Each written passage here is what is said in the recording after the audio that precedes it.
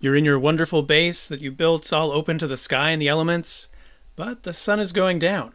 Perhaps you have guests over who haven't slept in many days. The phantoms are ready to spawn. Creepers might spawn on your roof and drop down into your base. What can you do to protect them and you from the elements? From the terrors of the night?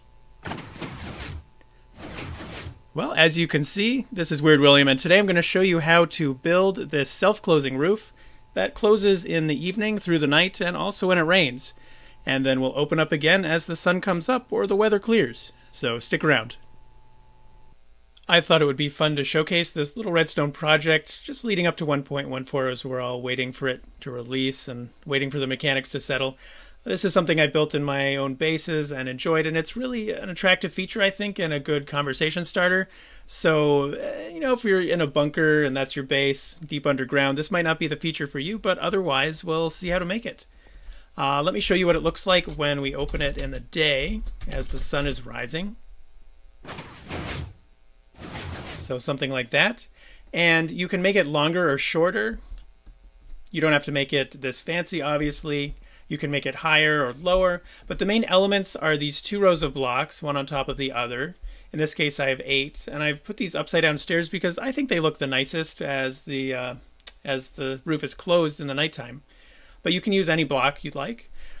So on the top, you have a row of tileable double piston extenders, which will push these out 2 and then retract them again as the sun is coming up. And on the bottom row, we have just single pistons that are pushing these out 1 forward. And then we have a gap of 3 blocks on each side. And then this row of blocks in the middle with trapdoors on either side that close up that inner gap. So overall, you're looking at a 7-block wide gap. And then you'll need this to be about 3 blocks high, the elements that are closing it themselves. For the redstone, let's zoom up here. I've laid them all out on a flat surface, but you can do this in a much more compact 5x5 or 6x6, I believe, area as I was experimenting. And it looks like a lot, but really you just have these 3 main redstone elements, and the hardest part, I think, is wiring them all so that they're going to the different levels of the pistons and then tweaking the repeaters so you get a nice timing that looks nice. So yeah, let's see how to make it. I've started by building up either side 2 high because that's the minimum you need to be able to walk under it when the roof is closed, but you can do it much higher if you like. And I'm just going to show you how to build one side. You can mirror it on the other side. And again, these are 7 wide, 7 blocks apart. So let's start out by putting a row of sticky pistons 1 back from the closing surface. And then we'll extend that out with a block of your choice, out 2 blocks. And we'll put some repeaters on 1 tick is fine going into those pistons. Then we'll put some redstone dust down behind those. Then we can just block up from there to make a backstop for those double pistons on the upper layer. And put those on like this. And at this point I would put some redstone dust in the back and extend that out in the direction you want the signal to be going from or coming in from. And then over here we're just going to put 2 observers looking back at that dust. And that's the extent of the redstone you need for the double piston extender. It's very compact. It's pretty remarkable. I was surprised to find something so compact, but it works for this build. And then the one thing about this kind of double piston extender is it needs a button long pulse. It can be a stone button or a wood button. But part of the build that I have over there is a pulse extender that will make it about a button long pulse from the light sensor as it's detecting day or night. And so, well, let's actually add on, before I show you that, let's add the top part on here. And then we can add the stairs like this. I think looks nice when it finally closes. And so when you add that button pulse, it pushes these out 2 blocks, and then when the pulse comes back again, it will pull them all right back in. And then if we have some kind of pulse down here, let's add the lever, because this has to be a lever type of pulse, and that's part of what makes the redstone a little bit finicky for this, is that the bottom layer needs a lever type constant pulse It's either on or off, and then the top layer needs a button long pulse. But you can see that that's now the extended portion of one side of the roof. So let me show you the trapdoor part of it, and then the redstone kind of machinery behind the scenes. I've built out the other side of this just so you can see the symmetry. And at this point, let's build that pillar in the middle. So you want to go into the central block in the middle, build it up to the level of this block covering the top stair level, and then just extend it out through the middle like that. And then you want to put a trapdoor on the bottom edge of either side, like this. You can get rid of that. And then on the top surface of this central row, you want to put some redstone dust. This will be visible from above your base unless you find some creative way to cover it. I haven't found it to be that much of an eyesore. And now let's build the redstone timing and activation of this. So first, obviously, you want a daylight sensor, and you want to invert that. So now it puts out a signal at night and no signal in the day.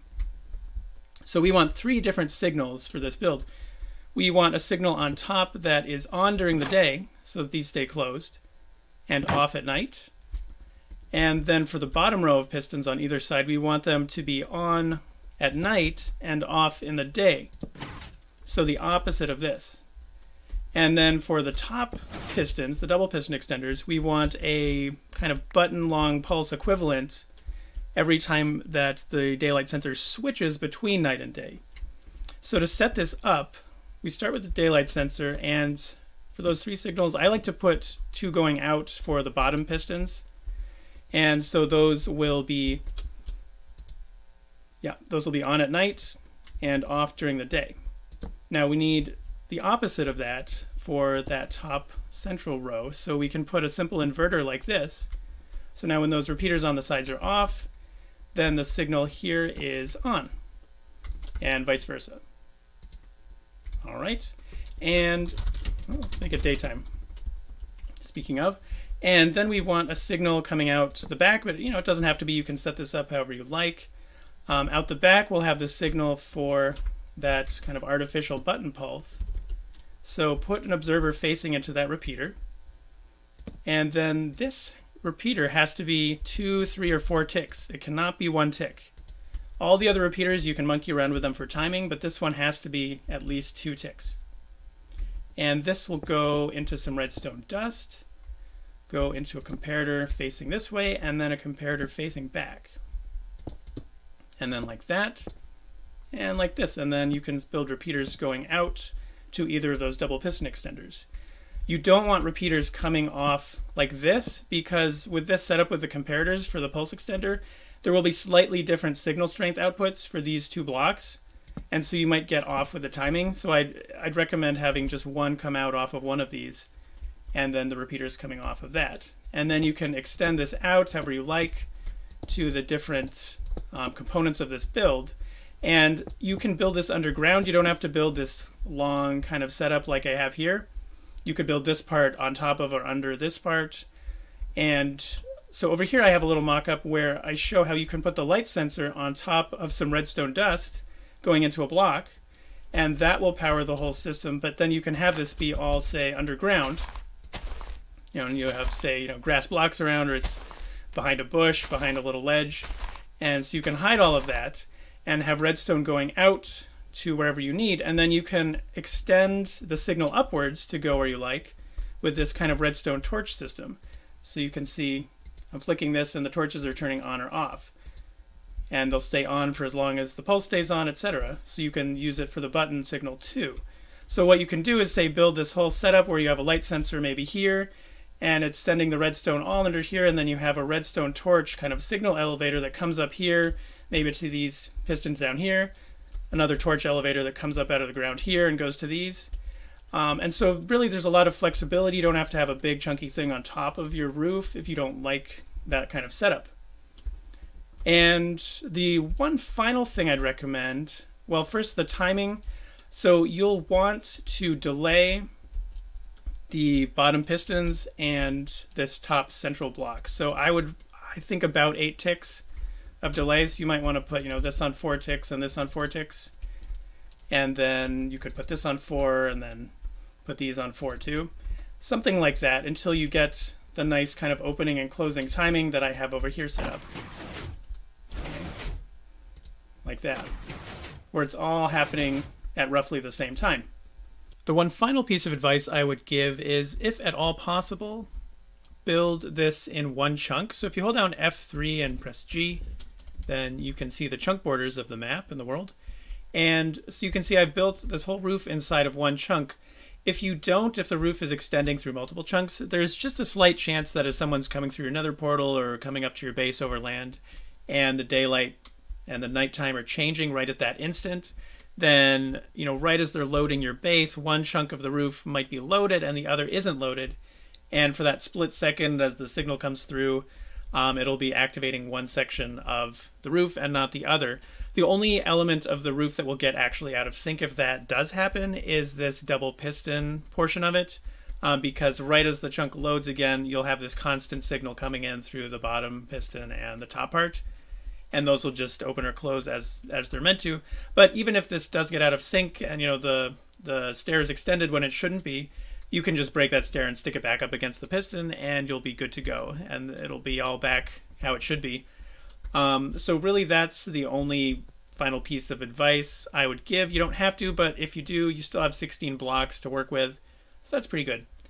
And with that, I think we're all set. So let me know in the YouTube comments if you have any questions or comments or concerns, and thanks for watching. Bye.